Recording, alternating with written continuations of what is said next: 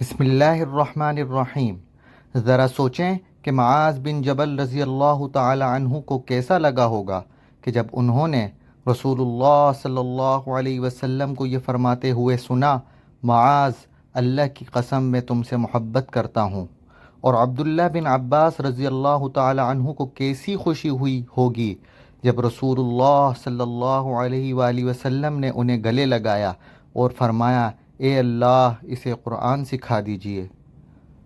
حضرت علی ابن ابی طالب رضی اللہ تعالی عنہ کیا سوچتے ہوں گے جب انہوں نے رسول اللہ صلی اللہ علیہ وسلم کو یہ فرماتے ہوئے سنا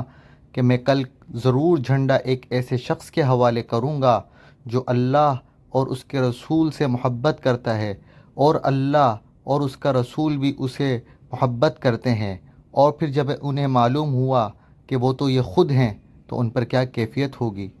یہ سعد بن ابی وقاص رضی اللہ تعالی عنہ کے شل ہاتھوں میں تو بجلی دوڑ گئی ہوگی جب رسول اللہ صلی اللہ علیہ وسلم نے ان سے فرمایا ہوگا کہ اے سعد، تیر چلا، میرے ماں باپ تجھ پر قربان، اللہ اکبر۔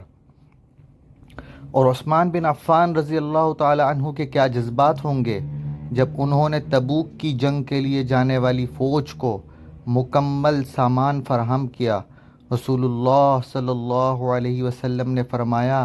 عثمان نے آج جو کچھ کیا اس کے بعد کچھ بھی اسے نقصان نہ پہنچائے گا۔ یا ابو موسیٰ اشعری رضی اللہ تعالی عنہ نے پھر قرآن کی تلاوت کیسے کی جب رسول اللہ صلی اللہ علیہ وسلم نے فرمایا، کاش تم مجھے اس وقت دیکھ لیتے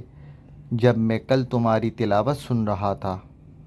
اور سائب بن یزید رضی اللہ تعالی عنہ کیا سوچتے ہوں گے کہ جن کے سر کے بالوں کو رسول اللہ صلی اللہ علیہ وسلم نے چھوا تو صرف وہ ہی سیاہ رہ گئے،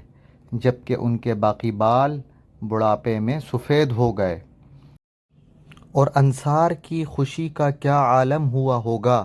جب رسول اللہ صلی اللہ علیہ وسلم نے ان سے فرمایا کہ اگر تمام لوگ ایک راستے پر چلیں اور انصار دوسرے راستے پر تو میں انصار کا راستہ اختیار کروں گا۔ اور انصار کیسا فخر کرتے ہوں گے جب اللہ کے نبی صلی اللہ علیہ وسلم نے ان کے بارے میں فرمایا کہ ایمان کی علامت انصار سے محبت ہے اور نفاق کی علامت ان سے دشمنی ہے۔ اور صدیق رضی اللہ تعالی عنہ کے جذبات کیا تھے جب رسول اللہ صلی اللہ علیہ وسلم نے فرمایا کہ اگر میں کسی کو اپنا دوست بناتا تو ابو بکر رضی اللہ تعالی عنہ کو بنا لیتا۔ اما عائشہ رضی اللہ تعالی عنہ کا دل تو دھڑکنا ہی بھول گیا ہوگا جب رسول اللہ صلی اللہ علیہ وسلم نے ان کے نام کے ساتھ جواب دیا جب ان سے پوچھا گیا کہ آپ صلی اللہ علیہ وسلم کو سب سے زیادہ محبوب کون ہے۔ اور حضرت بلال کے آنسو کیا تھم گئے ہوں گے جب رسول اللہ صلی اللہ علیہ وسلم نے ان سے فرمایا کہ اے بلال، مجھے وہ عمل تو بتاؤ جس سے تم سب سے زیادہ امید رکھتے ہو،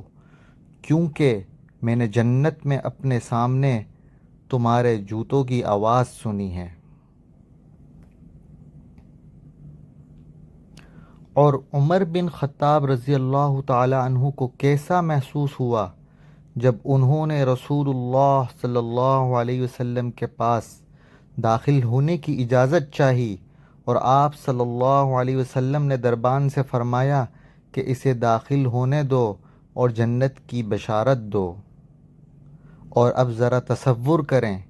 کہ جب ہم رسول اللہ صلی اللہ علیہ وسلم کو دیکھیں گے اور محمد عربی صلی اللہ علیہ وسلم ہم سے کہیں گے، تم میرے وہ بھائی ہو جن سے ملنے کے لیے میں رویا، تم میرے وہ بھائی ہو جو مجھے دیکھے بغیر مجھ پر ایمان لائے، اس وقت ہم کیا محسوس کریں گے؟ یا اللہ، ہمیں بھی ان میں شامل فرما، اللہم آمین۔